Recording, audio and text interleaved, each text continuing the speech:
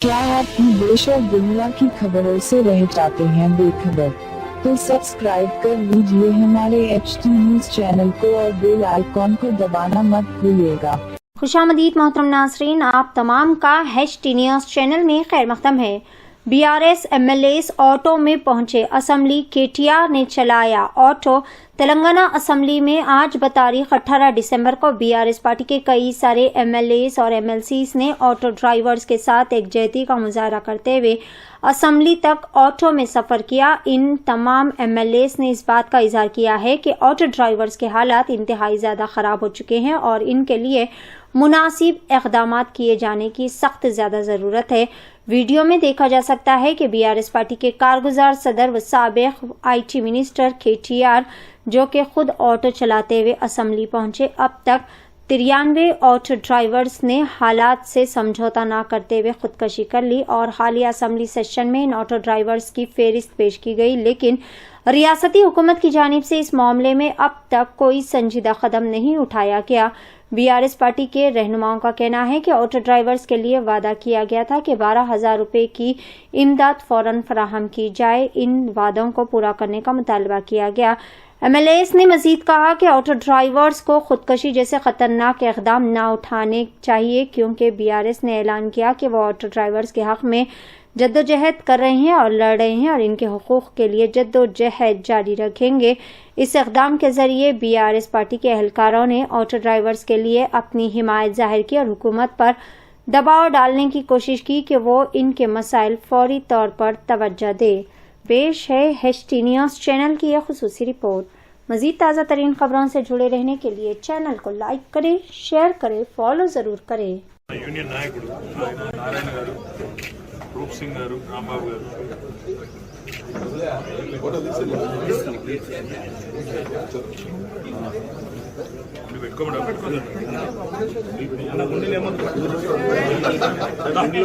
పెద్ద సైజ్ తీసుకోండి అన్న, పెద్ద సైజ్ తీసుకోండి. అది చిన్నగా అయిందన్న, బాగా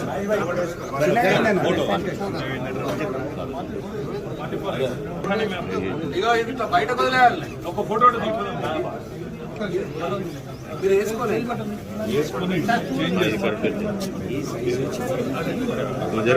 నారన్న అన్న 44 కార్మికులకు సంక్షేమ బోర్డును వెంటనే ఆటో కార్మికులకు వెంటనే ఆటో కార్మికులకు సంక్షేమ బోర్డును వెంటనే ఆటో కార్మికులకు ఇచ్చిన హామీలను వెంటనే ఆటో కార్మికులకు ఇచ్చిన హామీలను వెంటనే జై తెలంగాణ, జై తెలంగాణ.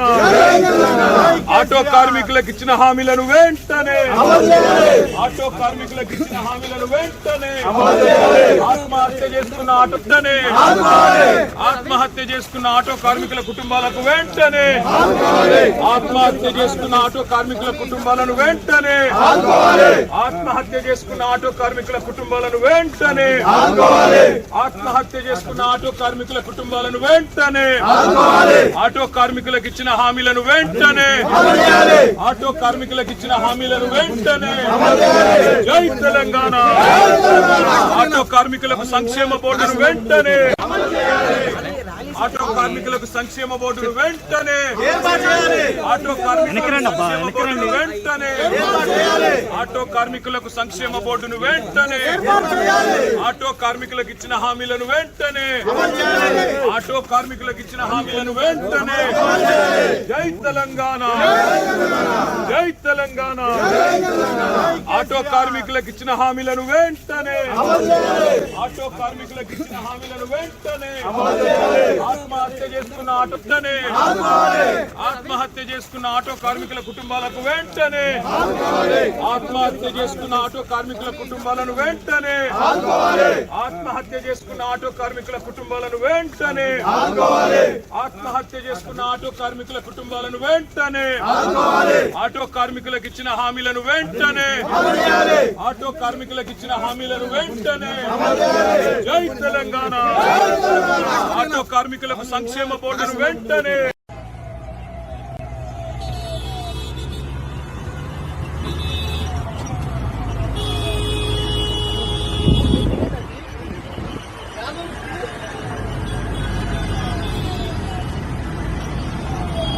ఆటో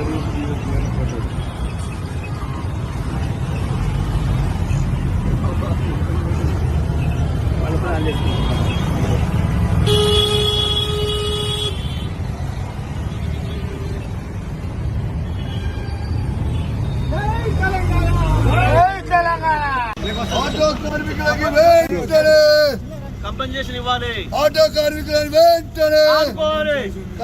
ఆటో కార్మికులను వెంటనే ఆదుకోవాలి. ఆటో కార్మికులను వెంటనే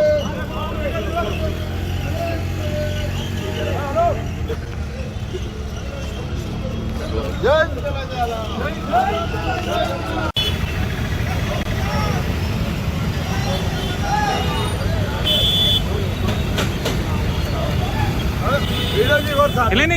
బయట నాకు చెప్పకండి. బయట ఓకే, బయట ఓకే. యూ గో నా స్పీకర్.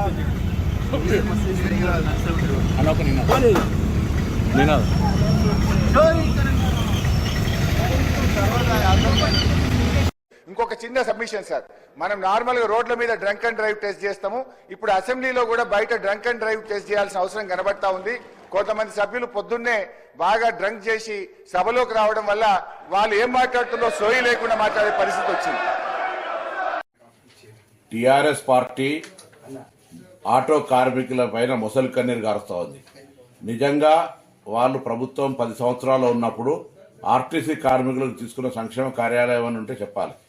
ఉదాహరణకు మెట్రో వస్తే ఇతరులపై ప్రభావం పడ్డదనో, మహిళలకు ఉచిత ప్రయాణం ఇస్తే ఆటోలపై ప్రభావం పడ్డదనే చెప్పేటువంటి ఆరోపణ తప్పు. మేము ఎక్కడ కూడా బస్సు ప్రయాణికుల ఇంటికి వెళ్లడం లేదు.